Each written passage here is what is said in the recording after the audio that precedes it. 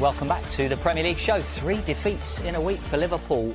And what is the difference in their defending from the title-winning season to the start of this, the 25-26 season? One area to look at is how Liverpool are defending this season. Now, using tracking data from last season, we can illustrate the positions of Liverpool players across the whole campaign when they are defending against an opposition attack. So this is their out-of-possession shape. Now, you see a lot of teams defending in a 4-4-2 these days, but last season, Liverpool did it differently. Obviously, compact shape with usually Trent Alexander-Arnold as the right-back here. Now, the significant thing to look at here is Mo Salah. This position here, defending in a slightly higher area. The reward for that would be on the counter-attack. Salah starting in a higher position means that he can get away and be closer, obviously, to the opposition goal. Salah was at the heart of everything for Liverpool last season. It worked to great effect. So that looks pretty good. Let's take a look at Liverpool's shape against across the 7 games so far this season. Again, we're looking at Mo Salah in this position, still taking up that higher role, ready to counter-attack. But what's going on around him has changed significantly. First to the striker, Alexander Isak or Hugo Ekitike has been starting in that position. Again, their role is much higher as well. And on the left-hand side, last season, and usually this season, Cody Gakpo in a 4-3-3 would be around here last season, but it's much deeper. It's almost a central midfield role with the number 10, Szoboszlai or Wirtz, sitting in front. The other thing to note here is that the defensive midfield, everybody has shuffled across slightly to try and protect the right-back, whether that's Bradley, Szoboszlai or Jeremy Frimpong. So the trade-off that Arne Slot has is interesting, and whether he's willing to make it so long as Salah is replicating his form from last season. However, it has not been a good start to the season for the forward. Salah's underlying numbers for the last 7 years have hovered just under 1 expected goal or assist every game. But this season, as you can see, a significant drop-off in his output. So the question for the Liverpool head coach really is whether Salah's attacking output actually justifies his position and what Liverpool are doing defensively. Clinton, what do you think? Yeah, you know, the biggest problem I see with Liverpool at the moment, and the fans could be shouting at me now, they are missing Trent Alexander-Arnold, and so is Salah is missing Trent. Everyone criticised Trent about his defending, but what Liverpool did is they dominated the possession a lot. And Trent's passing, we said it on there many times, he's one of the best passers of the ball ever. And at the moment, everyone would say, but he'd get back into his shape. Konate's not in good form, so obviously Konate last season was fantastic. You look at left-back, Kirkez. It's not the Kirkez that we saw at Bournemouth, but sometimes you're going to a bigger football club like Liverpool. It's going to be hard. He's got to defend more. When he was at Bournemouth, no one's really looking at him to do his defending. He was going forward, and he had Haaland and Sabani, and their back four was really good. It's different now. These new players have gone into the team, and they haven't adapted yet. It's going to take time, and Liverpool will get it right, and it will click. But at the moment, they've got players that are out of form. Even the midfield three.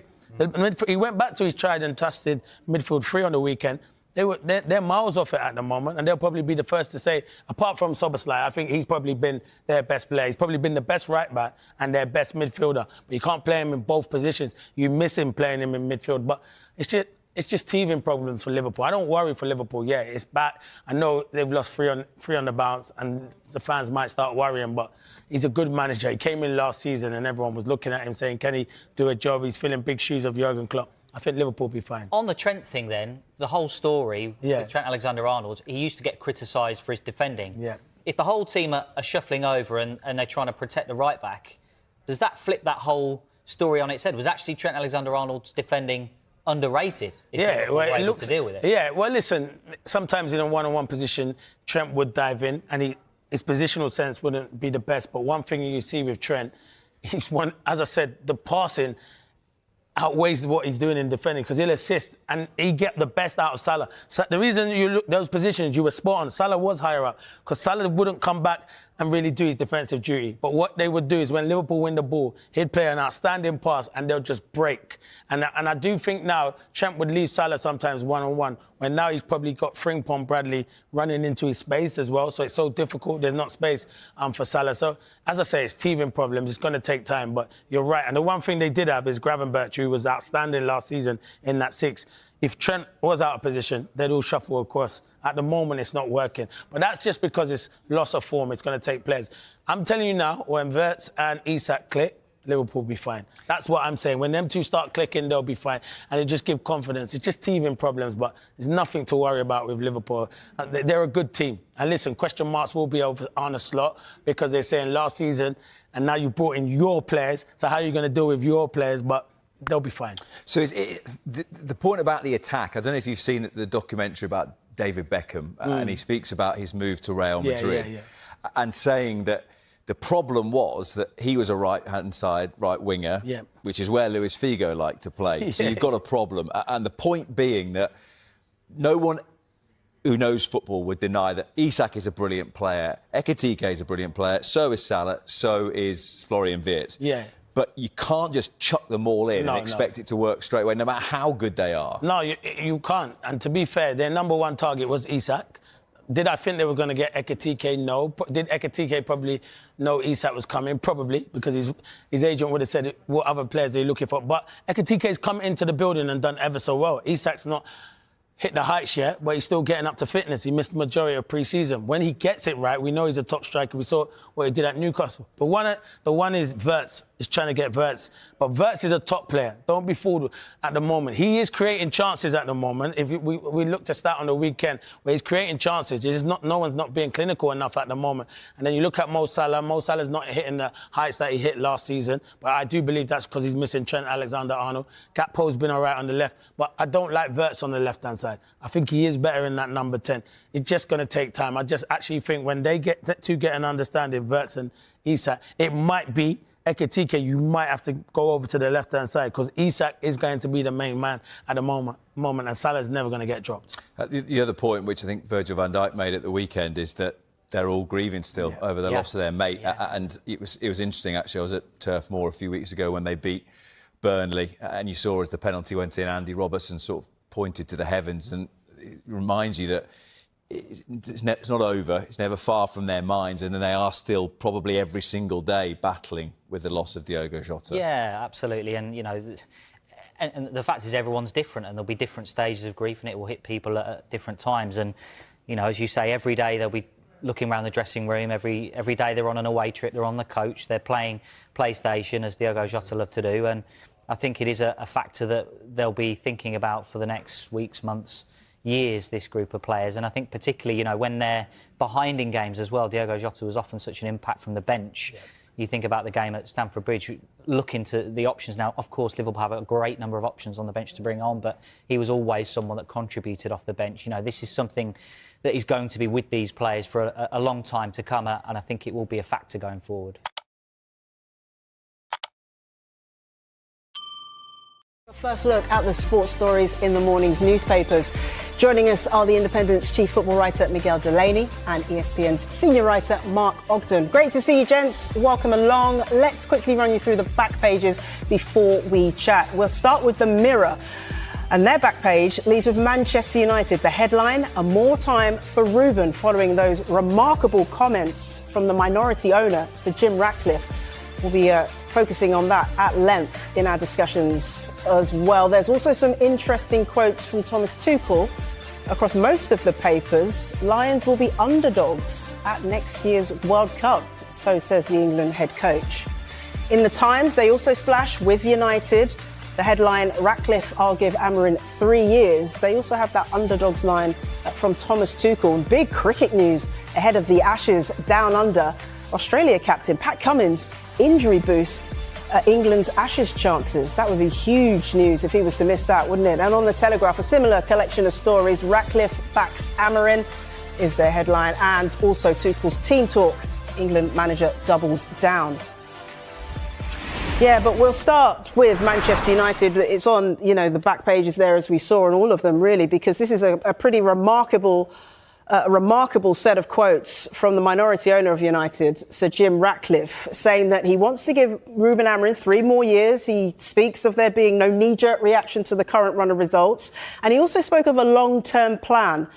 Miguel, this is a manager that has not won back-to-back Premier League games, has the worst record of Premier League games of any permanent United manager, was knocked out the Carabao Cup this season by League Two Grimsby. What do you make of these quotes, and how shocked are you that, considering where Manchester United are at under Amorim, that he's been given more time? Yeah, I mean, you mentioned minority owner there. Minority owner, majority prominence, given Ratcliffe seems to do a lot of these sort of interviews that make a lot of headlines, particularly enough, not just because of who he is, but because he actually says some quite headline-grabbing things, including this. And I think some of the comments in this are all the more interesting because from speaking to people around the club over the past few weeks, I think there's maybe been an expectation that if there was to be a change, it wouldn't necessarily be because of journalist pressure, as he's conspicuously mentioned, or obviously kind of the football hierarchy like Omar Barada or Jason Wilcox. But I think a lot of people were saying, now of course this was speculation from a lot of people around the club, but I suppose it was pointed that if there was to be a change, it would be because Ratcliffe himself is a famously expectant and demanding man. I mean, there's been a lot of stories about how, say, what he wants from staff at Manchester United since he's been there. And you would think that that expectation rises up to the manager, especially as you've mentioned, Jess, how poor the record is. So I wonder, is this actually a bit of a comment on a few levels? One, obviously, yes, to give Amorim more space and quell what has been rising discussion or debate about the manager's future in a difficult start to the season. And two, maybe it's about Ratcliffe himself, maybe, because, I mean, so much of the talk here has been centred on him and maybe his vision for how he wants to run the club. Yeah, I find that really interesting because we know him as a minority owner, but from what he's saying from this interview, he has majority control over the footballing decisions, because he was asked on this podcast whether if the Glazers wanted him sacked, Mark, it wouldn't be allowed because he doesn't want him sacked. So he essentially saying that the decision's with me to keep Amorim. It's got nothing to do with the Glazers. He says, we're here, we're local, we've got our boots on the ground at Manchester United. We can make the best decisions. Do you believe that? Well, that was part of the deal when Ineos acquired their minority stake about 18 months ago, that they would run the football operation. But obviously their kind of mission has crept into other areas. They've overseen the layoffs of people that aren't football staff. So they do seem to be controlling every part of the running of the club right now. But ultimately, the Glazers are the majority owners. And if they want to sell, there'll be a point later this season, like maybe next summer, where they can sell without even consulting Ineos. So, yeah, so Jim Ratcliffe is right in the sense that they are running the football club. But ultimately, money talks, and the people that have got the money in the club, well, and certainly the biggest stake are the Glazers. So he can say all he likes. And I guess when push comes to shove, if Joe and Abby Glazer decide that results aren't going too well, they will have an opinion. I know that Joe Glazer is still involved. Now, the situation is, as we know, that over the years when the Glazers had the decision themselves, they still took a long time to make the decision in terms of getting rid of managers. Every manager that United have sacked since Sir Alex Ferguson has pretty much outstayed their usefulness, in the sense that the results were declining way before they were sacked. So, you know, even they aren't the quickest at getting rid of managers. But when Jim Ratcliffe says it's going to give Amorim 3 years, or he deserves 3 years, he ain't going to get 3 years. If the results continue as they are, there's no way that he gets 3 years, because, you know, Man United would be, again, bottom half of the Premier League if they're, you know, obviously they beat Brentford at the weekend. Sorry, they had a win at the weekend, but the results are bad results, and they're not being the Man United that we expect. They're not challenging for the top four, the top six. So you can't survive in 3 years if that's the case. So we'll wait and see. I do remember this time last year, Erik ten Hag was, you know, struggling a little bit, and Jim Ratcliffe said he's a great coach, and, you know, I like him as a person. And 3 weeks later, he was sacked. So let's wait and see. Yeah, let's wait and see. Back at The Guardian, they've gone with that headline, that, you know, that key phrase that I mentioned from Ratcliffe there: no knee-jerk action. Ratcliffe declares Amorim has 3 years at Old Trafford. But Miguel, United have picked up 37 points from 34 league games under Amorim. Is that knee-jerk? No, absolutely not. I mean, they've been tracking about just over a point per game since he took the job. I mean, it's approaching a year now. We're a month shy of a year with Amorim, and there hasn't really been any uptick, at least in terms of results. And I suppose this, despite all the kind of, you know, the talk at the end of last season that good times are coming, you know, the signings they made. Now, look, that some of that is quite superficial. Well, it's not the signings, but certainly some of the talk. Now, I suppose within that context, there is something bigger here for United, which is the kind of the conscious need to actually escape this cycle of, you know, for a club, especially post-Ferguson, that was so attached to the idea of the manager being such a central figure and not getting so bound up in such a figure. They wanted to get out of this thing of always having to restart again. Now, but does that mean that sticking with someone who isn't right is the right decision? I have to say, one thing I've always thought about Amorim, and I was at that Brentford game that United lost last week, which did feel another nadir before we had another swing back, and it does feel like that's going to be the story of the season. But I know Amorim has obviously got a lot of criticism for dogmatically sticking to a certain formation, and I think there's a bit of an irony to that, because in some ways, every time I sit there and you listen to him speaking at a press conference, I actually think he's got the personality and charisma for a United job, in that he does seem quite unflappable. He doesn't allow any of this to affect him, with the irony being that doesn't mean it means it doesn't affect a formation that clearly looks wrong. But I have always felt with Amorim, I have to say, that he's almost kind of in this job too early. And I don't mean from the perspective of his career or his age. I mean that he's the sort of coach that would suit a club that had taken many more steps to get where they should be in United. That he's someone that could have come down into this project a few years down the line. And because they've had so much to fix, that Ratcliffe has spoken about himself, I have often wondered whether a dogmatic coach like him is the right person for the situation, when clearly in the situation they're in now, they have so many different elements to solve. It does feel like one where you want more of a pragmatist, someone who can adapt more to exactly what they're given. I suppose you might call it pure management. Now, like, the obvious option there is Glasner. Not that Palace would let him go this season. But whereas Amorim might be someone better suited for a situation where they have the squad closer to what they'd want, or closer to this style of football. But then I suppose maybe this actually feeds into what Ratcliffe said a little bit, because if that's the outlook, then 3 years is probably what you're going to need. You just might have to tolerate a lot of pain in that time. Yeah, he does have a very interesting relationship, you're right, with the British media, doesn't he? Interesting as well from Ratcliffe that he made the comparison between Amorim and Arteta, who he says struggled in his first few seasons at Arsenal. Mark, what do you make of that comparison? Is that even suitable? Because Arteta, yes, he may have struggled, as Arsenal standards were very high when he came in, but he did win a trophy quite early on.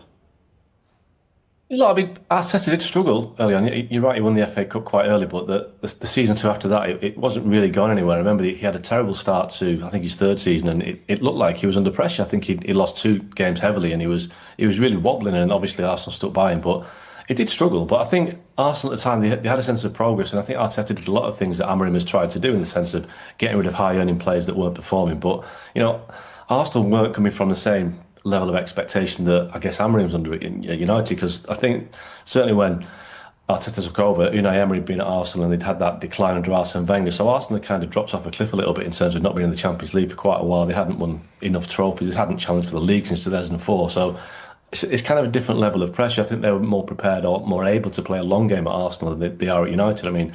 United's cycle is basically 6 months, and it seems to be crash and burn all the time. I understand Ratcliffe's point that he needs 3 years, and I think Amorim gets 3 years if there's a sign of progress all the way through, and if he shows the kind of Arteta-style progress that he's shown the last 2 or 3 years, then great. But what is that progress? How is that progress measured? Is it qualifying for Europe this season? Is it qualifying for the Champions League next season? And then is it pushing for the title? That is progress. But Man United is such an impatient club because they are used to huge success, and I guess United are almost also caught in that trap of, Sir Alex Ferguson was given 3.5 years before he won his first trophy, so we stick with managers and that's what's going to happen. But that was nearly 40 years ago. The game's changed completely, so you can't use that same metric to measure Ruben Amorim because it worked with Sir Alex Ferguson back in 1990. Yeah, I didn't realise patience was a thing in modern football management. Miguel, what do you make then of what the fans' reaction might be to this? Will they be soothed by the fact that Sir Jim Ratcliffe says he does have a long-term vision here? He does want to invest in the club. He does want Amorim to be a success, and he doesn't want to go through this process of every 2 or 3 seasons getting rid of another Manchester United manager. Well, the fans, it's an interesting one, because I think, any honeymoon period that Ratcliffe had after the initial takeover of the minority share is long gone, especially with a lot of the discussion over ticket prices and also a lot of the way the club has been run. With Amorim, as is the case with most Manchester United, it's obviously been much longer running. There was a little bit of a sense of a mood shifting, especially around the Brentford game. But as we know, United fans are reluctant to go in on a manager, particularly, I suppose, because of that culture and identity of the club, as Mark referenced there about Alex Ferguson, and that, always that feeling that this is a club that does get behind their coach, that they try not to turn on him. So maybe this will be one element that the fans don't mind too much, so long as results are right. But yeah, I mean, to pick up on the Ferguson point as well, as Mark said, I know we're going to discuss England's golden generation later as well. And it is another one of these discussions where it always comes up in these times. It just feels like, exactly as Mark said, it just feels completely the wrong frame of reference for modern football. It has transformed. I don't think this is actually about patience. It's about the modern economic framework of the game, and how a club that, remember, Ratcliffe himself has brought this up, a club that has as high a revenue as Manchester United can pay the wages that Manchester United do, even if they come down in the last 2 years.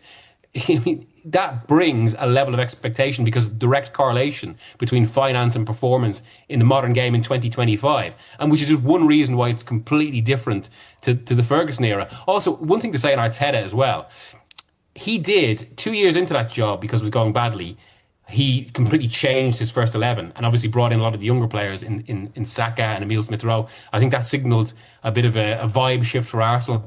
And also, he did compromise in his approach in the first 2 years of his time there, specifically because he didn't have the players to do exactly what he wanted, and that took time. I think there are two significant differences with United right now. Also, from speaking to people at Arsenal, I know it's been brought up to them how United have looked at Arsenal as a potential example. Yeah, I think some people at Arsenal think they haven't exactly followed what Arsenal did in that time. Now, as Mark said, they are different clubs. Yeah, they really are at the moment, aren't they? Miguel did mention the finances there, Mark. I wonder how ruthless you feel that Sir Jim Ratcliffe has been with the finances at the club. Record revenues for Manchester United, of course. Does that make them more stable off the pitch, at least?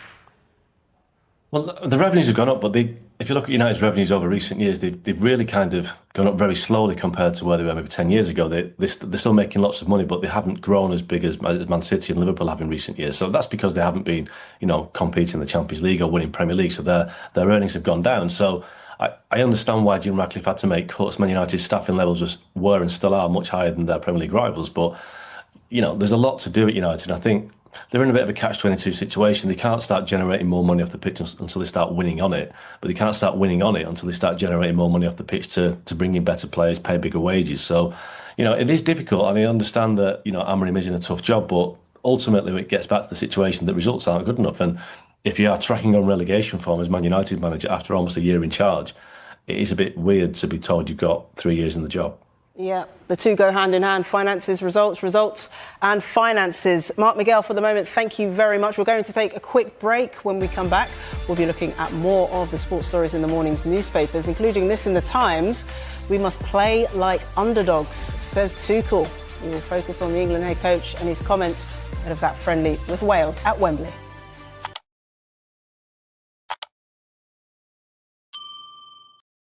What do you make of the season so far from a Manchester United point of view? Well, I'm sure that obviously everybody expected a better start to the season because, like you said, he's obviously been in place, I don't know how many months exactly, but, quite a bit of time. He had obviously pre-season, he's brought players in. And I said it before, it says for Amorim as well as to put a really strong foothold, he almost needs to win his first 7 to 8 games, to making sure that, listen, we've got things right now. Things are on track. The players started to buy in exactly the way that they want to play. The performances are there. The results are there. And that's how you build confidence and belief. And then everything goes. But it was a bit of a, how do you say it, a bit of a huff and puff start, not the League Cup game against Grimsby, obviously lose at home to Arsenal, draw against Fulham, obviously they win Burnley just at the end. And you're constantly waiting for something to galvanise, really galvanise. Obviously the win against Chelsea, obviously every win is massively important. The key now is for them to get on a run, to get consistency, in those performances and those results. Will they come? And that is a really good and important question. I don't think anybody outside can't answer because the evidence is there that every week, you can't really see what kind of performance or result is coming. So we have to wait for the next, like say, 8 to 10 games and then look back again. There's a lot of discussion about Amorim's system and his lack of flexibility. It's not about the system. We lost against Grimsby about the system. Couldn't have gone anywhere. He stuck to the same system. He needs to change it a little bit. Guys, it's not a system. I think it's just better for everybody if they shake hands and move on. As a coach, what's your take on it? Do you need to be adaptable as a manager and as a coach? I think that was, under Sir Alex Ferguson, one of our biggest strengths. Yeah, certain ways and principles that we always adhere to. But I think adaptability and flexibility was the biggest weapon that we had, because it was so hard for, you know, teams to try to prepare themselves for us, not only because we had this great strength and depth. And yes, you can play 4-3-3 with 2 wingers that stay on the line and have got certain qualities to utilise and go past, or you can have 2 wingers that come in the pockets all the time, you know, and fullbacks go over the top. Completely two different, and that's the sort of flexibility that I'm talking about, because that kind of flexibility creates unpredictability. That's very hard to defend. I said from the start, I don't think it was wise for him to say, I want to play 3-4-3 and this is what I'm going to do and I'm not going to change. I think he should have said, listen, I am in favour of 3-4-3. I had a lot of success with it. I really hope that I can make it work at Manchester United, but I first need to have a look at the players that I've got. I need to look at the Premier League, because it's a completely different league than obviously Portugal. And you know, if it doesn't work, then I have to be a little bit creative and maybe adapt here and there. That he would have given himself by far more freedom. Are you seeing progress, enough progress to think that better times are coming? No, not enough, I have to say, because I haven't really seen, you know, certain things that I think what United was always good about. I mean, a kind of a level of authority in possession. You know what I mean? If you look at a lot of the games, then it's even the opposition that has more possession than Manchester United. If you look at the vulnerability still, if he plays certain players together in the midfield, let's say, and I keep saying that if he does play Casemiro there, you lose a little bit of energy and legs, and opposition, you know, expose that. There's still a vulnerability at the back, you know, and you can see the opposition creating chances, and they still concede too many goals. So those are, you know, still areas which I think areas of concern. Obviously, Onana's gone. Are these 2 goalkeepers good enough? My opinion, I don't think so. How difficult is it within the setup at Manchester United? The players are at Carrington, they're working every day with the manager. When you're not winning games, how difficult is it? Because there is such a huge expectation to win games every week at Manchester United. Well, absolutely, and that is obviously, because if you think about it as well, Tim, you need to think about what has the last 3 years done to those players that were under Ten Hag and are still here, right? Because normally when a manager does leave and another one comes in, you do normally see a bit of an uptake. We haven't seen that. We have seen, you know what I mean? And obviously Ten Hag has his way of doing things. Amorim has his things of doing away. And there's only one way. There's only one medicine, is winning. That's only it.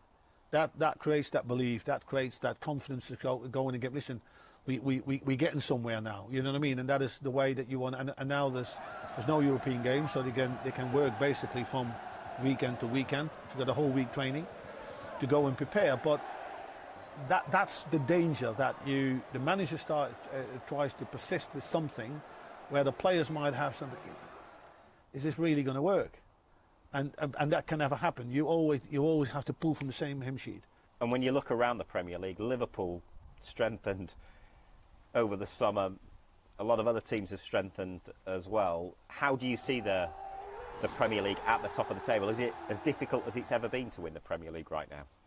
Well, it's obviously getting harder. I think the Premier League overall, over the last 10 years, has had an enormous quality impulse. Just look at the teams at Brighton. You know, and look at their recruitment and transfer process. Absolutely outstanding. Fantastic style of play. Brentford, you know, Bournemouth, you know, all those teams. You can't just, as Liverpool, Man City, Arsenal, Chelsea, Man United, you can't just rock up at Bournemouth and say, well, let's pick up the 3 points here. The whole impulse of quality has strengthened the Premier League tremendously.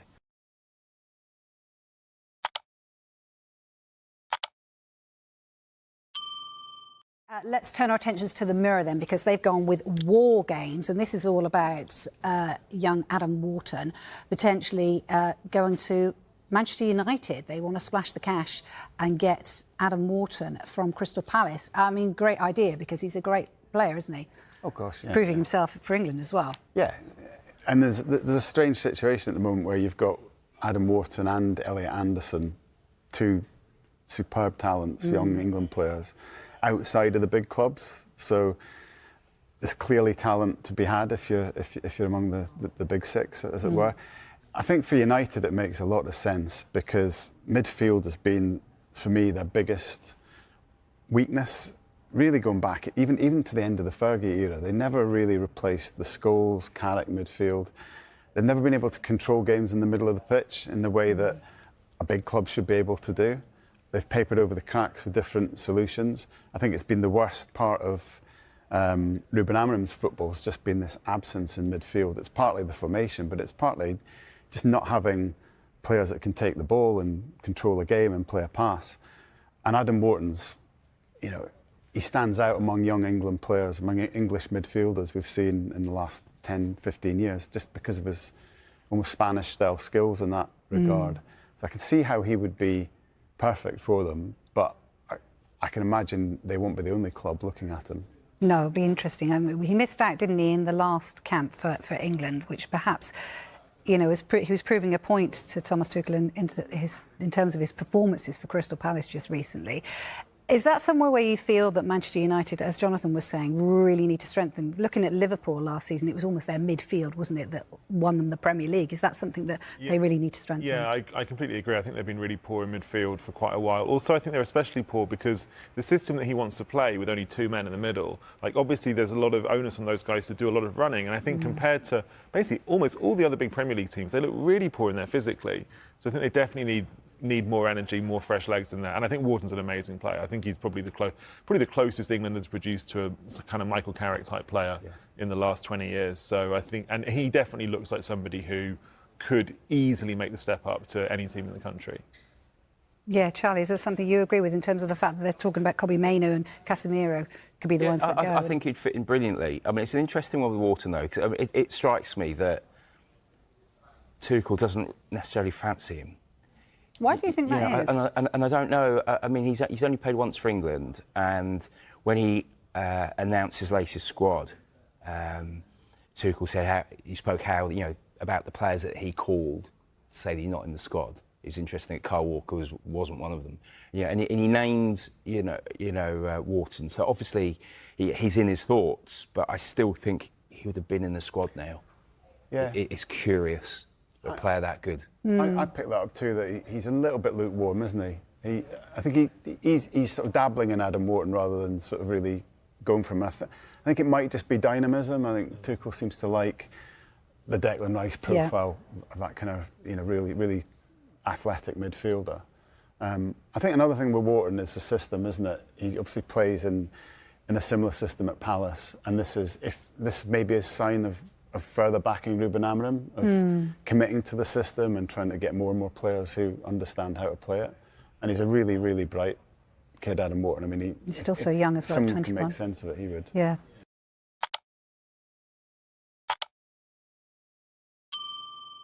Embarrassing. That's how Michael Owen has described critics who argue Manchester United's problems are down to Ruben Amorim's refusal to change formation. He suggests there are much bigger issues than choosing to play a back three. Well, it's been well documented how much Amorim has stuck with his favoured 3-4-2-1 system at Old Trafford, but the results just haven't backed it up. He's won 19 of his 50 games in charge in all competitions. And this is what Michael Owen's had to say. It's embarrassing if you're going to say the main reason for the downturn is because they play a back three. I mean, it really isn't. They could go to a back four and play as bad as they did under Ten Hag. Then the screams would be equally as loud. Pundits having a go at pundits for all having an opinion. We could go around in circles here, couldn't we? Look, I sort of agree with Michael Owen in that,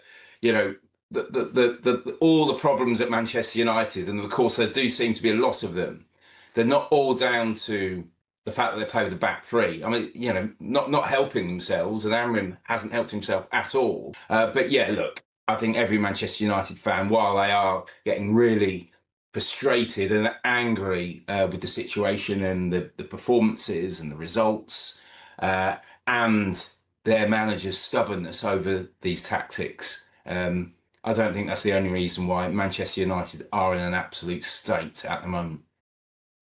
Despite Amorim's struggles since joining United, Owen did say he had sympathy for the United boss and the constant scrutiny, admitting it will have an effect on the squad.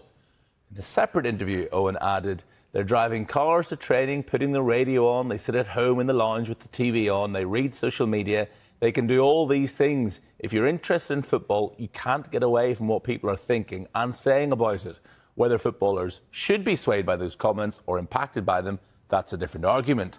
But I've got no doubt that people will watch and will listen to people they probably respected and thought were great players growing up." I am of the school of thought that if you tell players that something's in their heads, then it'll be in their heads. It's like if you tell players that they're playing too many games, they might get tired. They'll get tired. So I don't know what benefit there was in Ruben saying that a couple of weeks ago, that he thought the opinions of pundits were getting the players' heads. Look, we all seem to talk about Manchester United. It probably tells us a lot about Manchester United and how they are stuck in this kind of cycle of self-harm. There are many, many reasons for it. They've made some very bad decisions at the top. They've appointed the wrong managers and they've got some very average players. It's not a great combination. So if you want to pick apart what's wrong with Manchester United, you can dive into any of those. You can dive into any of those things. Is Ruben Amorim's system a part of it? Well, he is the manager.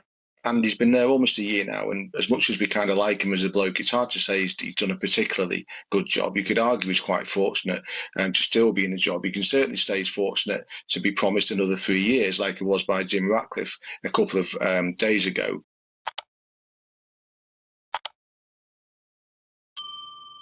Speak to two men who've pretty much seen it all as far as covering United is concerned.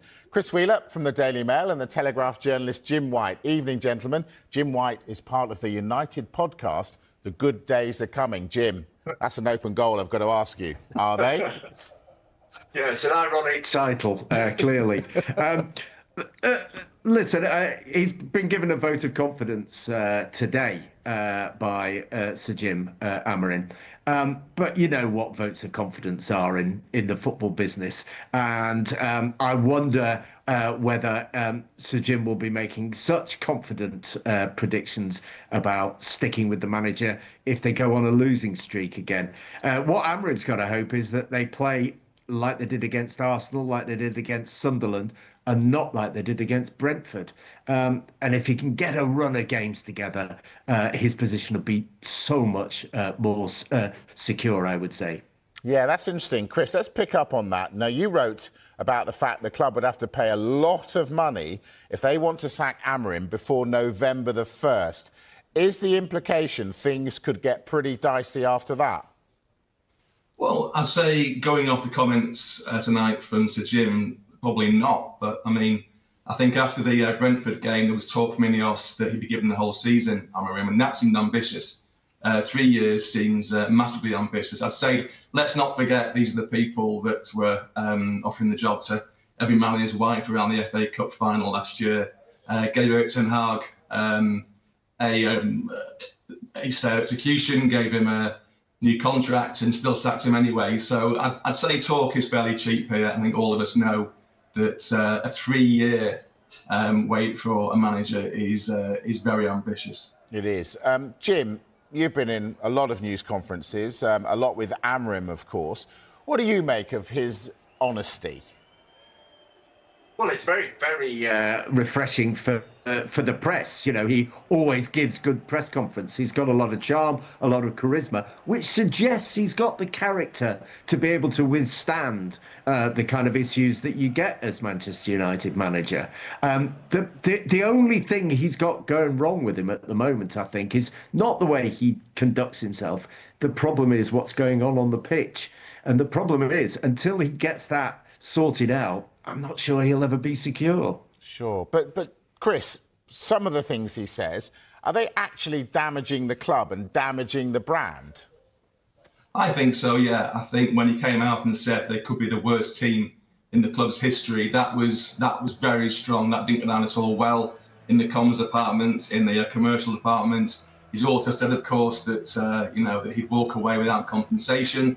I'd argue not true. I think the only thing so far that he said that has come true is that the storm is coming, and my, hasn't it come? Jim, you've written a biography on United. If you were to re-release it, new edition, would the Amorim era be an on-field low? The biggest on-field low? Oh, it gets us. That's a really difficult thing. You know, the highs are very easy to define. The lows have been coming thick and fast in the last few years. The interesting thing is this term, 3 years, that harks back to what Fergie was given. Fergie was given 3 years before he won a trophy. But times are very, very different now. And I think that, you know, the idea that they'll stick with him through thick and thin for 3 years until he sorts it out is a fantasy, to be honest. Is it the lowest point? Well, his win percentage would suggest it probably was. Chris, would you give him more time? I think what you have to say is that they're a lot more invested in him than they were in Ten Hag. I think any coach who isn't chosen by the owners is on very, very thin ice when they come in. They brought in Amorim, they've backed him, they've changed the style, they've got rid of players. They, as an organisation, are so heavily invested in him. They want to stick by him.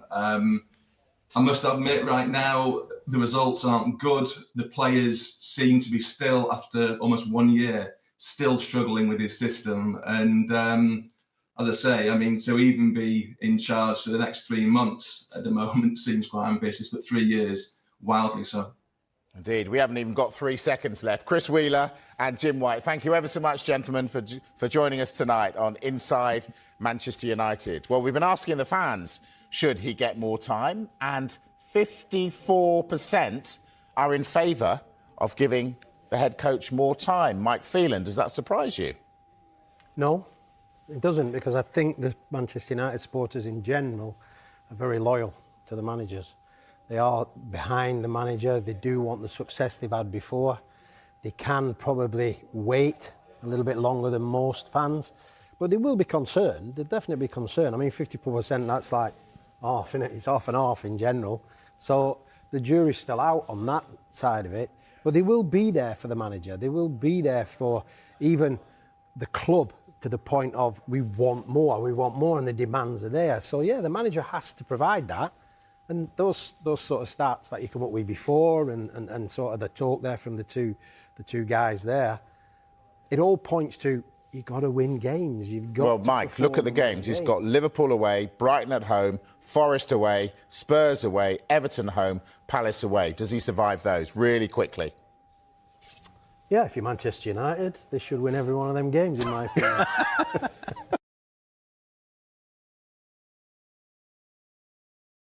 Just see how, I mean, look, it's just how relaxed he is. He's unbelievable. I think when Jamie asked him the question, I think it was you asked him the question, he just expects to score all the time. I think when he brought to the club, remember listening to an interview with him and he was saying, it's his job.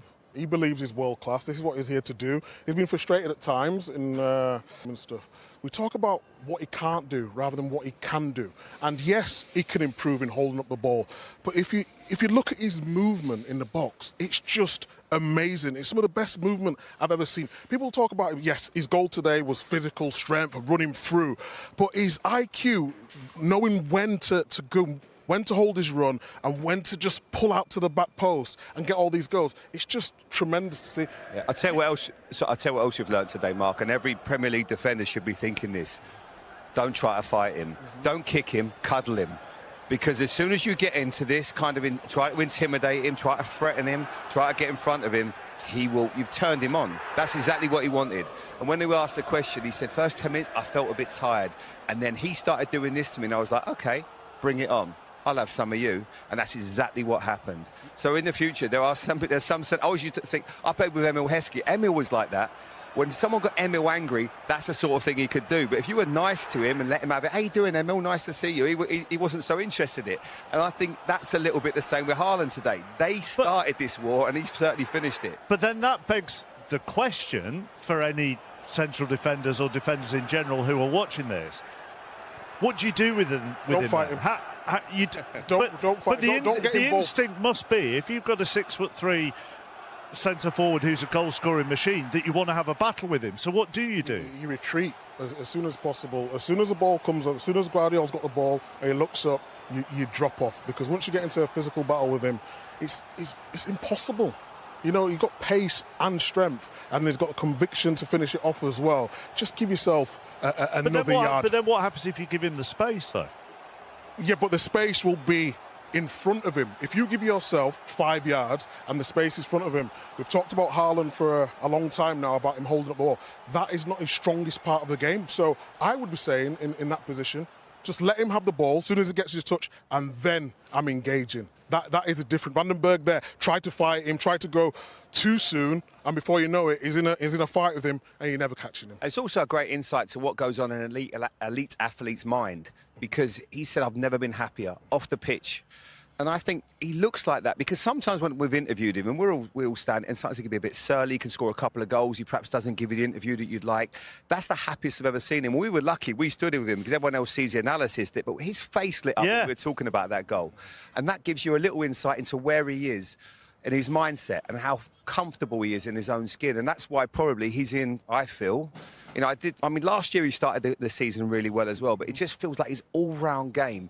And I think that, you asked him the question, with Man City, at times, been a bit more direct. That ball down the side as well. I think that's one of the most underrated balls in football. That's what he wants. He doesn't want the ball always into his feet. He wants to run the other way, because when he gets the other side of you, no defenders can deal with him. He seems relaxed on the pitch as well, doesn't he? With his facial expressions as well, and a sort of, this is just what I do. Whereas, as Jamie says, there were times last season where he was still scoring goals, but cut more of a frustrated figure. I think it was a little bit different today, because Brentford, there wasn't in a real low block. There was sort of mid-block wanting to drop off into that. So that allowed Haaland space. Yes, he scored a lot of goals, but we've said many times on this show, he's only had 4 and 5 touches in the first half. So that can be frustrating. I think now, whether he's scoring goals in the box, whether he's getting these opportunities, it just looks like he's happy. And I think that's the most important. I noticed that when you tried to do a demonstration of how to deal with him, you used Jamie as who you were going to mark. He didn't want none of you. He did. He wasn't doing it with He knows, Mark. He knows. And he won't do it to you either. He knows. I've got your number, I tell you. There's just confirmation of how quickly he has reached 250 Premier League wins in 349 games. So what's that? 55 quicker than Sir Alex Ferguson, Arsene Wenger and David Moyes, the other three on that list. And the speed of that does reflect, Micah, their dominance over many seasons under him. Yeah, well, he's one of the greatest ever to do it. I think when we've talked about Guardiola, it's not just the wins, it's how they've won, how he's changed the football, the tick-a-tacker. A lot of people said it wouldn't work when he first come. Obviously, that first season when he came, it was a little bit of disappointment by his standards. But ever since then, they've just took the game to new heights. He's had to bring in players. He's had to suffer injuries, but the standards always remain the same. They dropped off a little bit last season, but for a team to win the Premier League 4 years in a row, it's just sensational stuff. And constant discussion about how his City teams have evolved over different eras and how he has changed things and adapted things. And this does feel like a different version of Manchester City again, doesn't it? Yeah, it does, and I think that's a lot to do with the introduction of the players. I think there's been a lot of talk over this last few months about players adjusting to the Premier League and how difficult it can be. But then I've watched Reinders since he arrived at the Premier League, and first game against Wolves, and I was taken aback of how good he looks, how comfortable he looks. And he gives them a completely different dimension. And I'm not comparing him to Kevin De Bruyne, because he's always been my favourite and always will be because of what he did. But he's a different type of player. Like the way he covers ground, the way he runs with the ball, he's so graceful.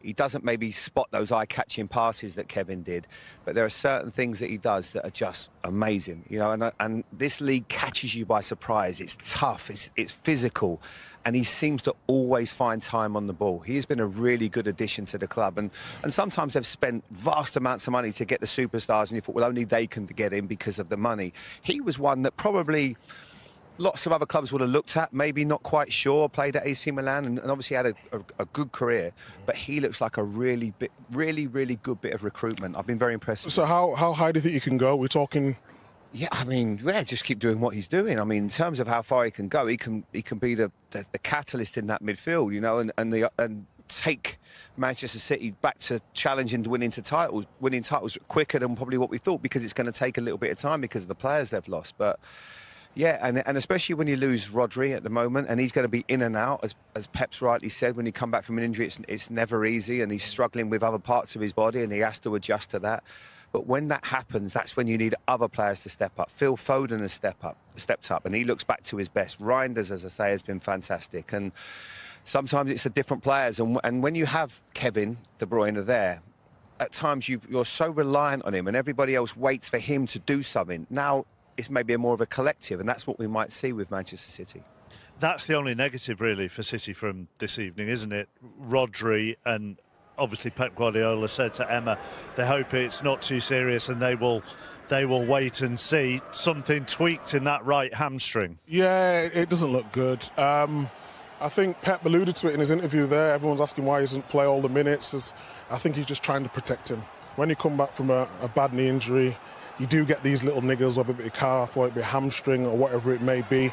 But City need him back, and need him back to his best as soon as possible if they want to challenge for this league, because you've mentioned Reinders, Rodri, Ballon d'Or winner, is one of the best midfielders I've ever seen in the Premier League. He's different, isn't he? He's just different. You saw the effect of him last year, and the good thing is they've got an international break now to give him a bit of time, a bit of treatment, and get to the bottom. Because I know what Pep's saying about injuries. You know, when you have a cruciate or a long injury, some players come back and then they're fine. He, for whatever reason, is finding it a bit more difficult. And you see those games coming up. You know, you're going to need him. But what they're showing in the period that he's in and out of the team, they're still effective and they're still playing well. I mean, you will have both had injuries in your careers. He was on the bench with the injury, and he moving all right there to complain about a decision, but that right hamstring is well taped up at that stage.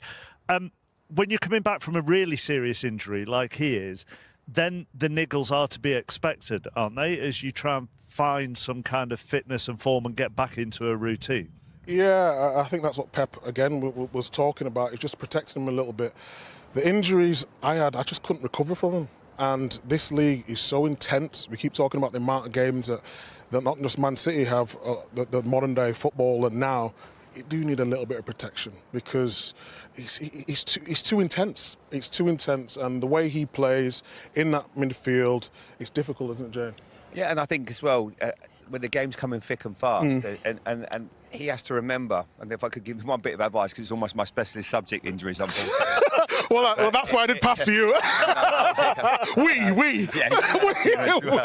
But no, I retired at 31, and that was because I kept probably putting myself into positions instead of just resting, instead of like thinking you're out for a couple of months and you try to come back and play in a month. You know, that's not beneficial. You need to just at times wait for your body to heal, and then you can take your time if you like, because rushing it, and I totally get it, because he wants to play. He's a Ballon d'Or winner, and that's the other thing, isn't it? There's the noise around him and this demand. Well, hang on, you've got the Ballon d'Or winner. When's he going to be back? When's he going to be back? Absolutely. And he was one of the players that was speaking up at the time when he picked up the injury against Arsenal. He was saying that players are getting, the demands on players are too much. There's too many competitions. The Club World Cup, and then if you look at Arsenal if you look at Chelsea right now and the injuries that they've got, it's no coincidence. PSG have picked up injuries. We have to have a duty of care with players.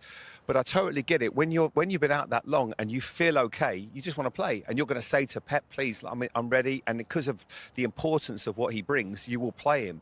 But sometimes, you know, you have to let the sports scientists and everybody take care of him and manage his minutes carefully, because you don't want maybe something else to happen that could cost him. It's hard though, isn't it, Jamie? Is that fine line between making yourself available for the team and then protecting yourself?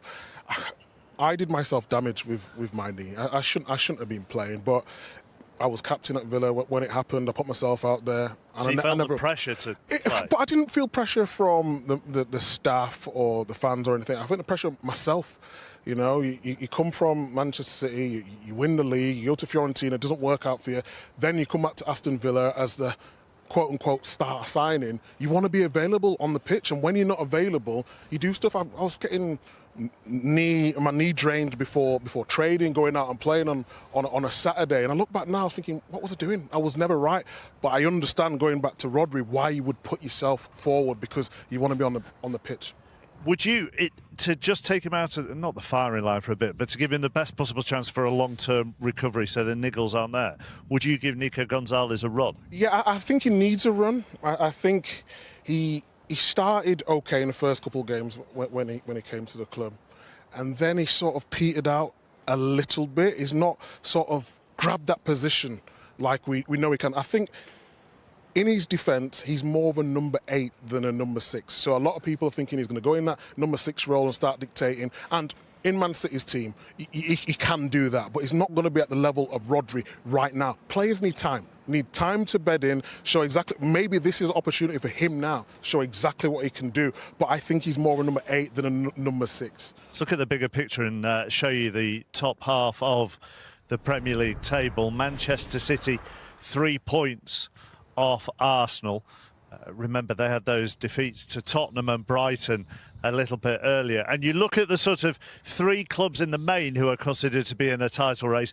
They've all had this period of being questioned inside 7 games, Jamie, haven't they? City with those 2 defeats, Arsenal for not being adventurous enough when they went to Anfield, and Liverpool are in that period at the moment.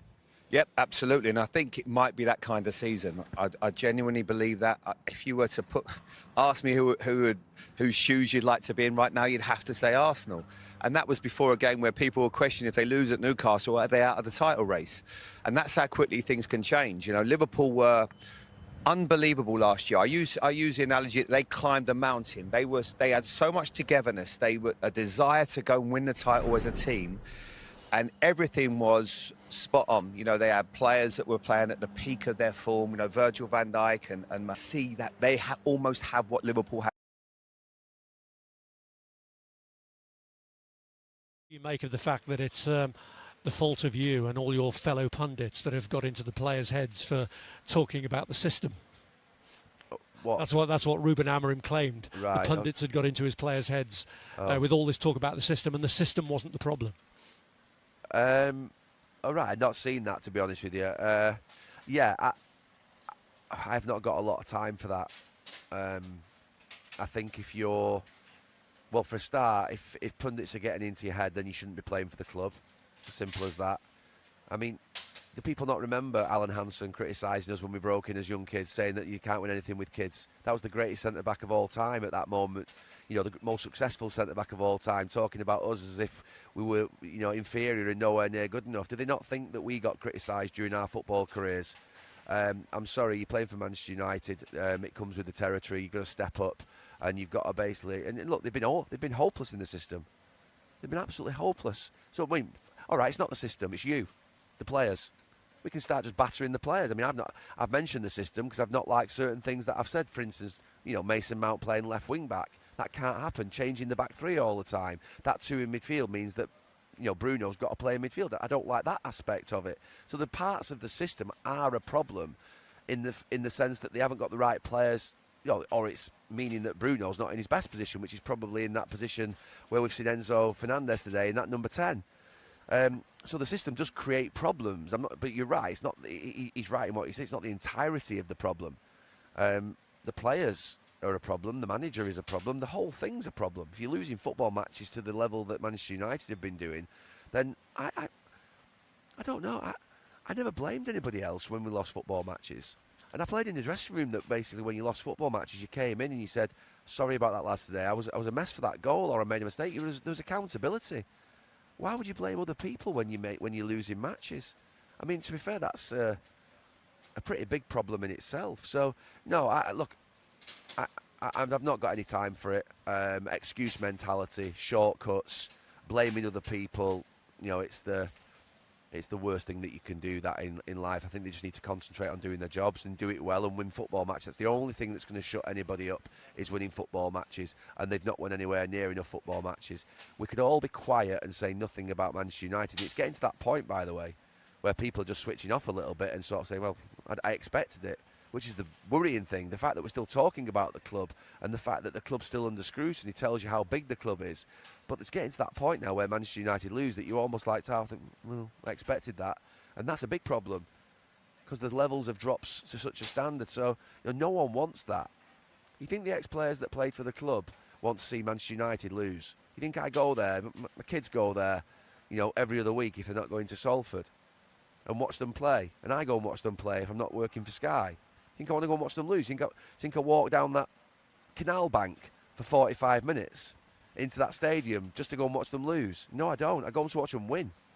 And so does every other fan that goes in that stadium. So I think that they've got to do the jobs consistently and reliably, and they've got to start performing as they should be, which is a highly motivated, strong squad that's been put together with a lot of money placed on them, a lot of money being paid to them, a lot of money that's been spent on them, and they've got to basically go and win football matches on a consistent basis. And in 2 weeks' time, they've got a massive opportunity to play at Anfield, the toughest game. And that will tell you where Manchester United are. I'll tell you where Liverpool are at. It's a great game to look forward to in 2 weeks. Because Manchester United are off the back of a win. Liverpool are off the back of a couple of defeats. The game will have pressure on both teams, both managers, and they'll have a chance to step up and play well in their system and play well at a difficult ground.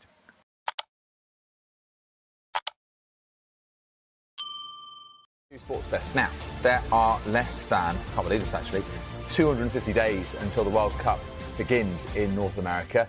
And of course, the endless question is, will England end what will be now a 60-year wait for a World Cup triumph? Thomas Tuchel certainly has plenty to think about before then.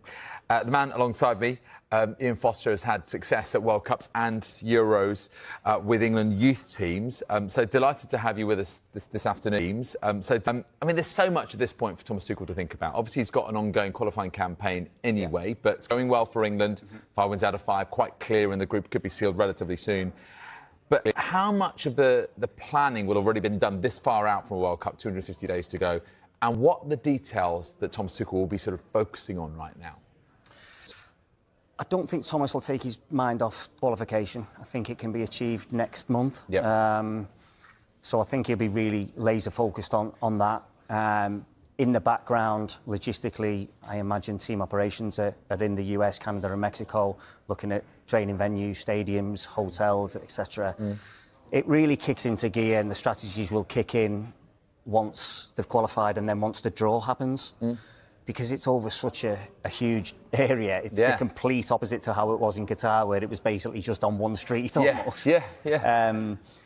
But they'll be able to have a robust plan, a really robust plan. They've obviously got a plan that they've used in Russia and then into Qatar. So they'll be well versed on travel and everything else. It's something that you yourself would have an input into in your role, that you actually you have a real opinion, and that you can have almost a decisive vote on where a team is based on obviously their games, etc., etc. Yeah, I think what England have done previously, and I travelled with the squad to Qatar, is they want a hotel that's just theirs, and in order to get that, you have to perhaps just stay a little bit further out of the way, which is fine. They're used to that. When they have St George's Park, there's no guests on site, so it's what the players want. They can relax.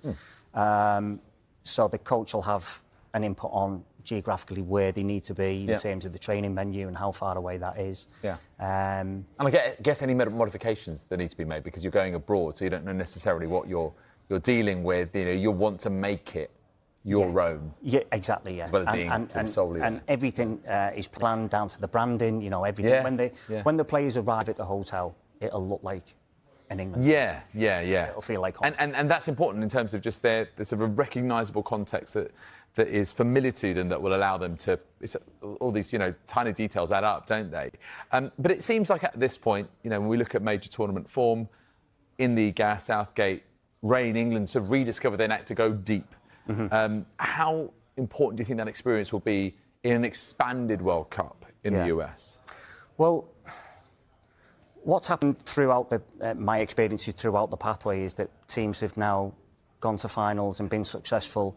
So players who've been through the pathway, most of them have, will lean on experiences from there. Those boys who've been in the last 2 finals great experiences of going all the way to the final. I think what's important perhaps for Thomas Tuchel and his staff, I was slightly surprised that, and I don't want hate mail from Wales here, but that the opposition they chose for the friendly game last night. Thomas is 7 games into what will perhaps be a 14-game lead into a World Cup. I thought they might have gone against a Tier 1 opponent, perhaps Spain, Germany, Italy, France, because I'm not sure today how much they've learnt from yesterday's game. The performance was outstanding, really good. They did what needed to be done. But against Tier 1 opponents, they'll get a lot more challenges. So it'll be interesting to see in March and then leading into the World Cup what level of opposition they get. You've worked with a number of the players who are in this current senior setup, winning the Euro under-19s, also the under-17 World Cup in India. So we had, for example, Phil Foden, Mark Gay. What sort of role, how big a role do you expect those two to play in the US, Mexico and Canada? Mark Gay is as good a leader and personality as you could wish to have. I really think the performance of him and John Stones last night looked as good as it gets from a centre-back pairing in England. So I'm pleased for Mark. He's one of the good guys. He's thriving now at the very highest level. Hopefully Phil comes back into the mix soon because he's one of the world's best. He really, really is. And we have to find a position for Phil in the team. And hopefully Thomas can do that. So the positive thing for me is the competition for places. A lot of people speak about the players that aren't currently in the squad. Yes, Jude Bellingham, for example. Obviously, Jude, Cole's not in there at the moment, Phil's not in there, Jack Grealish isn't in there, Adam Wharton's not in there, Trent Alexander-Arnold's not in there, Tino Livermento's not in there. You can almost name 2 England squads, couldn't you, for this World Cup? You could, and I think one of the main challenges, and we've had it since the so-called golden generation, is how do we shoehorn our best players into the team? And what I would say is I don't think Thomas and his staff will want to be trying to work that out in the tournament. No. So you'll need to know that ahead of so I imagine there'll be changes to the group in November. Hopefully he goes as strong as he possibly can. And then we'll see how he gets this embarrassment of riches into the team. But there's always a mitigating factor. There's always injuries or, things like that we've seen, of course, in past tournaments. A couple more individuals to mention. Elliot Anderson, Morgan Rogers, they have really impressed since being in that England setup at the senior level. And especially Anderson. I mean, who can be that foil to Declan Rice? It seems he's putting a very compelling case right now, Ian. Well, I actually brought Elliot in for the first time at under-19 level. He was more of an attacking midfield player then, an advanced 8 or a number 10. He's really thriving in that role at the moment. And I think, going back to the level of opposition, it would have been nice to have seen Elliot perhaps against one of the top nations and see how he fits into that role. There's not much competition for that number 6 role, if that's the way he's going to play. Adam Wharton is another young player. And if Declan's going to be more of an 8, then... I'd imagine, listen, if you want players who play there for the clubs, and, Declan plays in an advanced number 8 role for Arsenal with Zubimendi in that role. So you don't really want him sitting in front of the back 4. You want him doing what he does for his club week in, week out. I'd probably say there's 2 positions in the team, the number 6 and perhaps the left-back position, where you're not really sure how they're going to fill those. Again, deep into tournaments, the left-backs, if you like, that they've got in the squad aren't traditionally left-backs. Miles Lewis-Skelly is a central midfield player who's playing in there. Nico O'Reilly got called up into the squad, who's very, very similar. So it'll be interesting to see what they do in both of those positions. But Elliot's looks like he's in possession of the shares. He's doing incredibly well. And then you mentioned Morgan. Morgan's somebody I worked with for a couple of years. Great kid, unbelievable talent. He's a dual roller, if you like. So in tournament football, he's worth his weight in gold. He can play off the side. He can play as an advanced 8. He could probably do the false 9 position. I was going to say, Thomas Tuchel must have someone like that who can just operate in different scenarios. Absolutely. That versus in tournament football, those players who can dual role are worth the weight in gold. Really, really are. Can I just ask about other little factors? I mean, you must have been watching the Club World Cup and seeing the conditions out there for the players. Having matches disrupted, them having to play in extreme heat. or, you know, the opposite, which, you know, the thunder and lightning, etc. I wonder how much does that play into someone's thinking like Thomas Tuchel, you know, in terms of preparation for this tournament? Could it affect the way that England, this tournament, play, especially with the heat factor? Potentially, depending on there's talk of the kick-offs being moved now, and they seem to have learnt from the conditions that they had in the Club World Cup. What I would say is that the medical department at the FA is world class. They will have all sorts of strategies in terms of recovery, dealing with heat, and the manager is tactically outstanding, so he'll know when to dial it up in certain conditions and when perhaps to turn it down. Yeah. Just on a completely different topic, you worked alongside Steven Gerrard out in the Saudi Pro League, and we understand that he's having further talks about a potential return to Rangers, where of course he was so successful that one season with the unbeaten league campaign to win it for Rangers. What was he like to work with, but also how much do you think he would relish this challenge of entering again, but with the club in a very different situation? Well, he's an icon of the sport, first and foremost, so to work with him is great. He's so enthusiastic about the game, he's so open-minded about where he works, how he works, who he works with. He commands respect, you know, like I say, an icon of the sport, so when he walks into the dressing room, he's got everybody's attention. It's sad to see him out of the game, you know, someone who's as enthusiastic and as talented as he is. I understand why Rangers Football Club will be wanting to speak to Stephen after the huge success he had there. It will be a feel-good factor that perhaps is not at the club at the moment. He will bring that back. So it's interesting to see whether he goes, but I'd love to see him back in the game soon, and hopefully if he goes to Rangers, I'm sure it'll be a great success. Yeah, he says he's looking for the right opportunity, but if it's not there, he won't force it, he won't jump in, but if it is the right one, then it's very much on his radar and things can move quickly. Ian, how fascinating. Great to speak to you. My pleasure. Please do come back soon, especially as we get towards that World Cup. It'd be great to speak to you again. Cheers, David. Thanks, mate. Thank you.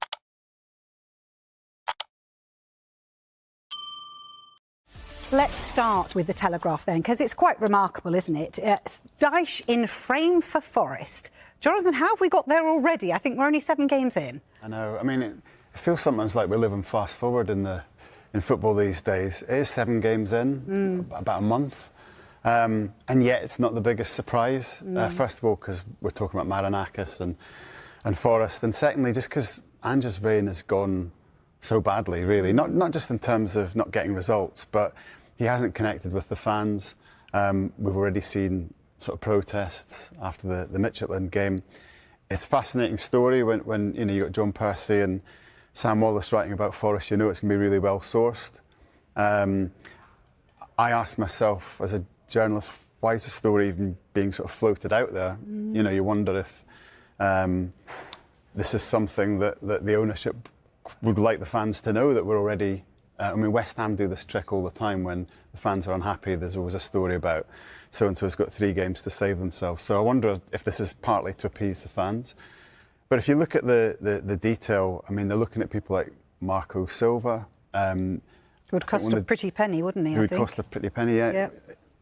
Steve Cooper, there was even interest in bringing him back. And it seems that Sean Dyche is the front runner if they change from Ange. There's a lot of reasons that makes sense. I mean, he's available. He's got the connection to the club, having been a youth player.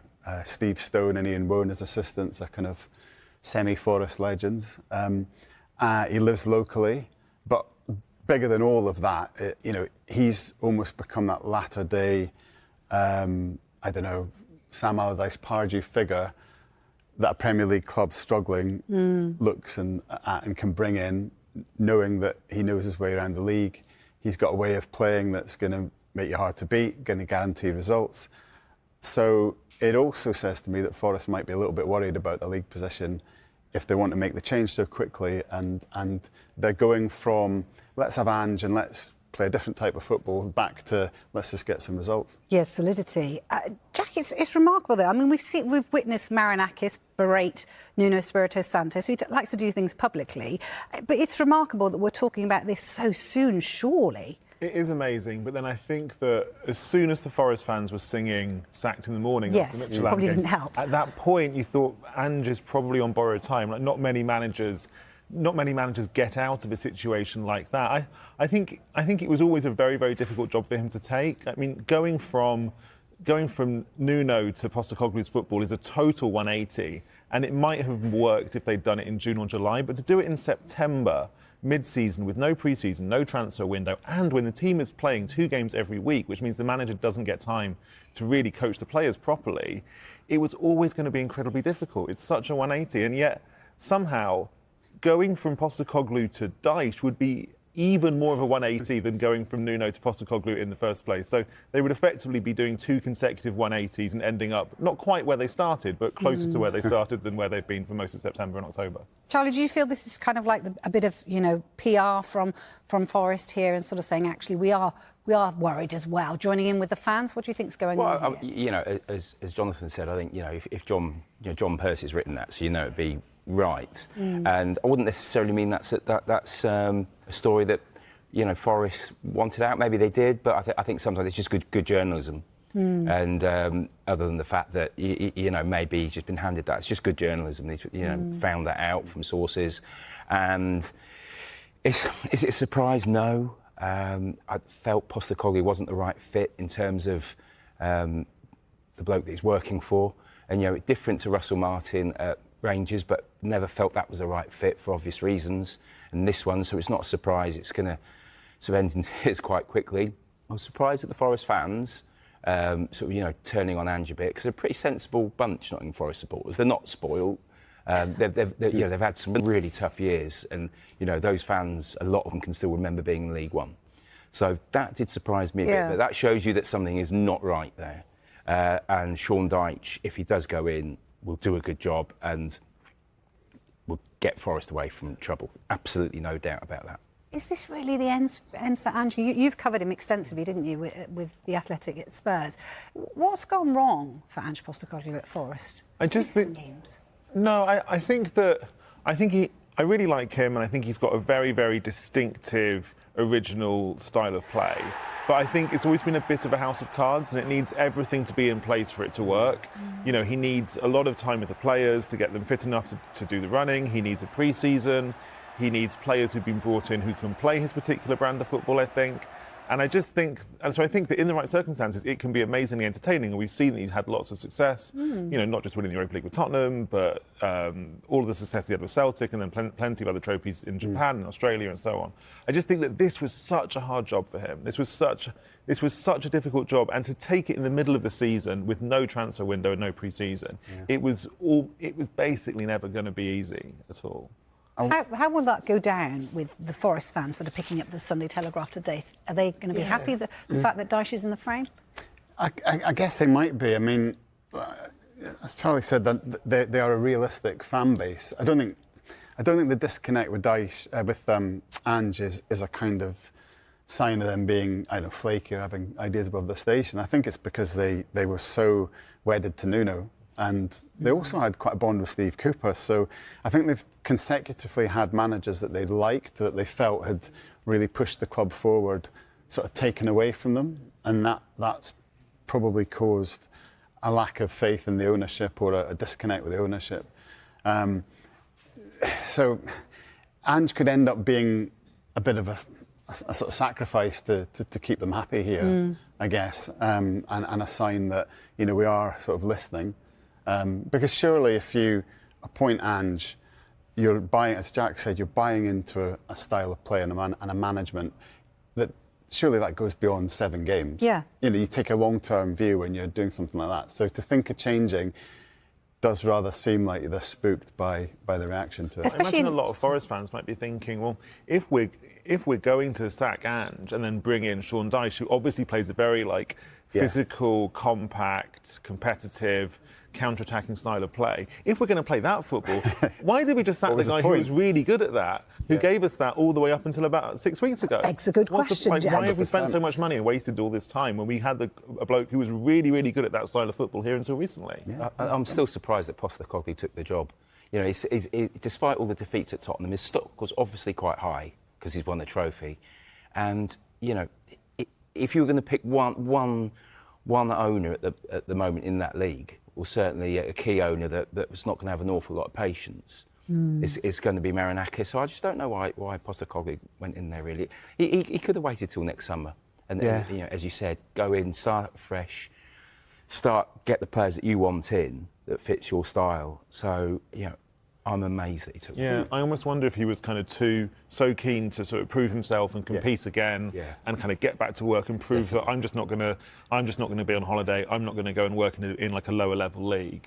That he took a job that was probably wrong job, wrong time. I spoke to someone about Mourinho in this context recently, who said one of Jose's problems had been he just wanted to keep getting back in the ring, so choosing jobs on the rebound almost rather than waiting for the right job. And it does seem like Ange's kind of, you know, you can see there's a fighter in there. So, yeah, he wants to, I think he felt slighted at Spurs and wanted to get back in and prove he can do it and how good he is. And that may have led him to jumping into something that's not the right fit.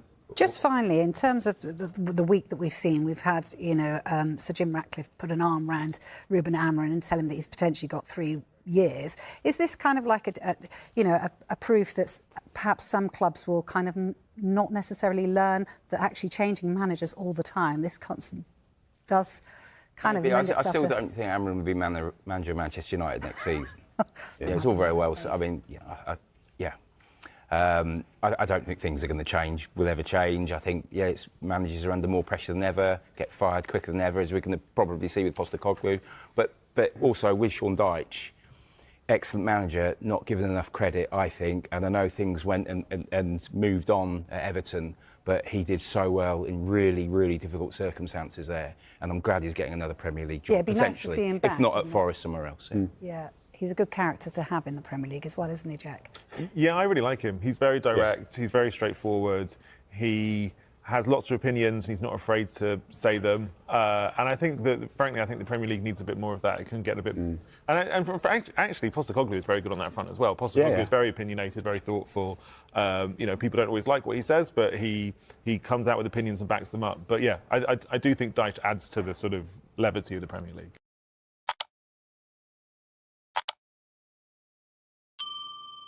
Some big breaking news now here on Sky Sports News, which is that Steven Gerrard has withdrawn from the process to become the next Rangers manager. Sky Sports News understands that despite conversations between the two, club and manager, being positive throughout, Gerrard felt the timing wasn't quite right for a return at this stage. Both sides agreed to leave the door open to return in future. This, of course, is Gerrard lifting the Scottish Premiership trophy in 2021, that memorable unbeaten league campaign. Played 38, won 32, drawn 6, lost none. And, of course, it was Rangers' 55th top division title. Of course, since then, he's been managing out in Saudi, of course, with that ill-fated spell at Aston Villa in between. But, of course, that was his last position, was at Al Ettifaq. But he will not be returning to Ibrox right now. What does that mean for the other man whose name was linked with the vacancy? The ex-Sheffield Wednesday boss, Danny Röhl.